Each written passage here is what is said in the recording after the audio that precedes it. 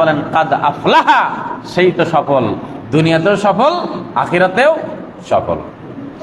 এরপর আল্লাহ রাব্বুল আলামিন পরের আয়াতেই বলেন ওয়াকাদ খাবা মান দাসাহা, আল্লাহ রাব্বুল আলামিন বলেন আর ওই ব্যক্তিতেই তো ব্যর্থতায় পর্যবেসিত হবে, মান দাসাহা, যে তার নিজেকে কলুষিত করলো, নিজের জীবনকে কালেমা লেপন করলো, নিজের ব্যক্তি জীবন, পারিবারিক জীবন, সামাজিক জীবন, রাষ্ট্রীয় জীবন, পাড়া প্রতিবেশী, আত্মীয় স্বজন সবার হকগুলো নষ্ট করলো, মানুষের প্রতি জুলুম করলো, আল্লাহর প্রতি জুলুম করলো। আল্লাহ রাব্বুল আলামিন তার হাবিবে কিবরিয়া নবীর আদর্শ অনুযায়ী জীবন যাপন করলো না, নিজের জীবনের প্রতিটা পরতে পরতে জুলুম করেছে, অন্যায় করেছে, অত্যাচার করেছে, মানুষের হক নষ্ট করেছে, নাফরমানিমূলক জীবন যাপন করেছে।